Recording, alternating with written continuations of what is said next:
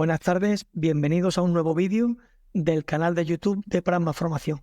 En este caso, como ya sabéis, estábamos haciendo una serie de vídeos en los que hablábamos de análisis muscular, de análisis específico de cada músculo y su sinergia de función con otro tipo de músculos dentro de la cadena, dentro del miembro inferior. Pero en este vídeo nos vamos a saltar eso y vamos a hablar de dos casos que nos han pasado esta misma mañana. Dos casos muy similares con dos pacientes distintos, pero que quiero compartir con todos vosotros.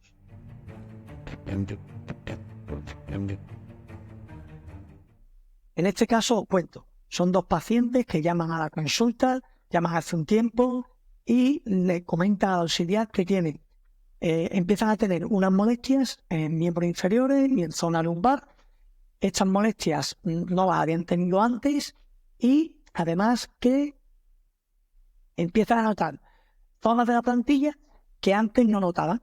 Bien, pues nosotros le hacemos valoramos nuestra plantilla, le hacemos los test para ver si nuestra plantilla está funcionando como creemos que tiene que estar funcionando, y en un principio todos los test parece que nos dan que la plantilla funciona, pero hay alteraciones a distancia y el paciente nos refiere, para que os hagáis una idea un poco del cuadro, nos refiere dolor en la cara externa del maleolo peroneal, o sea, en la cara externa del tobillo, el maleolo peroneal, en la cara externa de la pierna, bien, y nos refiere molestia en la zona lumbar derecha, bien, y en la zona glútea, en los pelvis trochanterios derecho, inclusive pudiendo referir, él dice un dolor tipo ciática.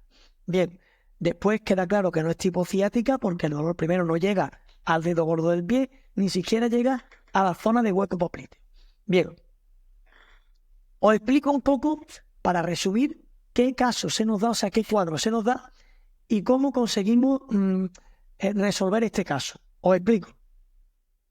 Mirad, este paciente, cuando hacemos la exploración, nos aparece un signo de Fortin positivo en la sacroiliaca derecha, ¿vale?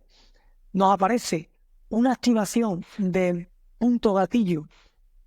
No son puntos gatillos, son tender point.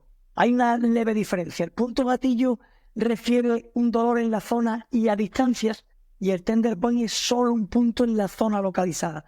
En este caso es un dolor muscular en el cuadrado lumbar, ¿vale? De la parte derecha.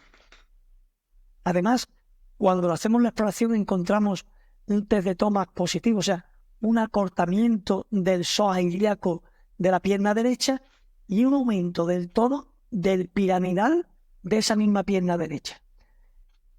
¿Qué pasa?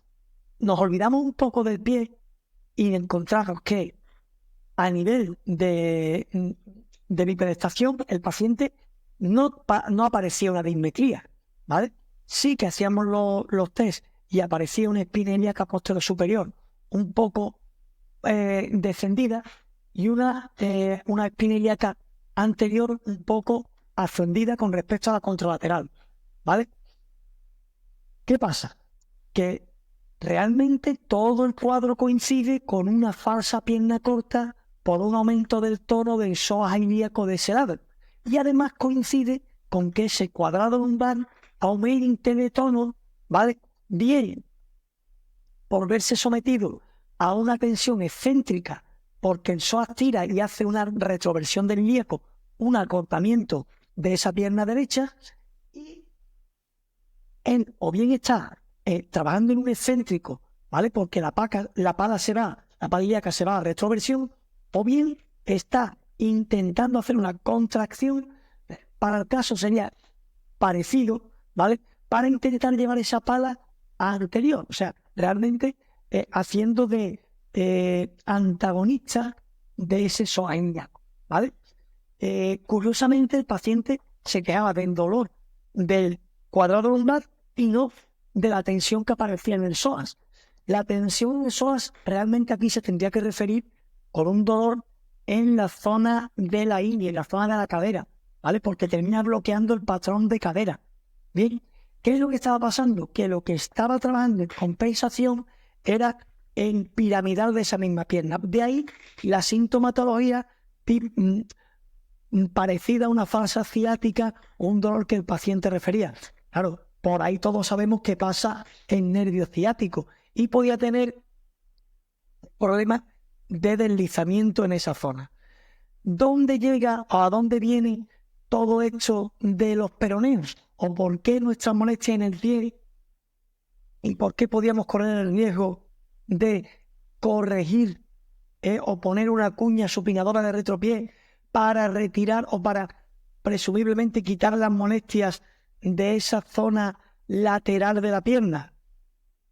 Pues resulta que los peroneos estaban trabajando para compensar la supinación que nos venían desde arriba, nos venían desde esa retroversión de la pala ilíaca que llevaba a ese pie a supinación, o sea que estaba intentando hacer que el pie supinara. De hecho, en la baropodometría, ¿vale?, se veía cómo había una traslación del peso hacia la pierna derecha. Esto es muy habitual cuando hay un aumento del tono del piramidal de ese lado.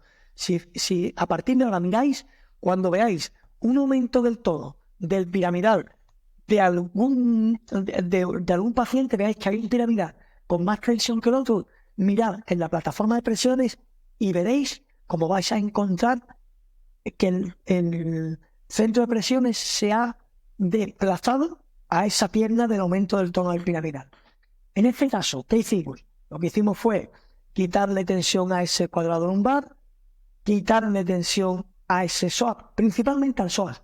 Quitamos tensión al psoas, le mandamos unos ejercicios para que ese psoas bajara también de tono en casa, trabajamos con su cuadrado lumbar y con su piramidal, bien, y en el principio no tocamos nada. Bueno, mentira, sí tocamos. Hicimos una manipulación de la cabeza del peroné, que estaba posteriorizada. Bien, entonces, una vez que realizamos todo ese tipo de trabajo sobre el paciente lo mandamos a caminar y el paciente había perdido su sintomatología. De repente ya no tenía síntomas ninguno, el paciente refería que la cara externa de la pierna ya no dolía y le quedaba un leve reflejo, una leve molestia a nivel retromaleolar del peroné. Bien, pero había desaparecido la falsa pierna corta, ya no teníamos falsa pierna corta, las molestias de la zona lumbar, que eran tender point del cuadrado lumbar, habían desaparecido, ¿vale? Y el paciente refería que en el tiempo que estuvo caminando se sintió mucho más cómodo y ya la zona que antes había notado de la plantilla ya no lo notaba. Bien, en este caso hemos citado a este paciente para revisarlo dentro de 3 semanas para ver si con los ejercicios que ha hecho y lo que le hemos mandado se mantiene, digamos, el cuadro asintomatológico. Este cuadro que os cuento es muy parecido a otro que os voy a contar en el siguiente vídeo, que es algo parecido, pero del lado izquierdo, bien, en una paciente post-COVID con neumonía que le ha durado 4 meses, que ha tenido pérdida de la capacidad pulmonar, y aquí tenía más que ver con los pilares del diafragma, con el psoas ilíaco. Es otro caso muy, muy bonito. Os voy a contar que al final repercutía en el pie, pero el pie no era directamente el que estaba generando el caso, sino que era un adaptador al medio. Y si os ha gustado este vídeo, suscríbete a nuestro canal de Prasma Formación para tener más vídeos como este y para tener más tips clínicos. Muchas gracias y nos vemos en el siguiente vídeo.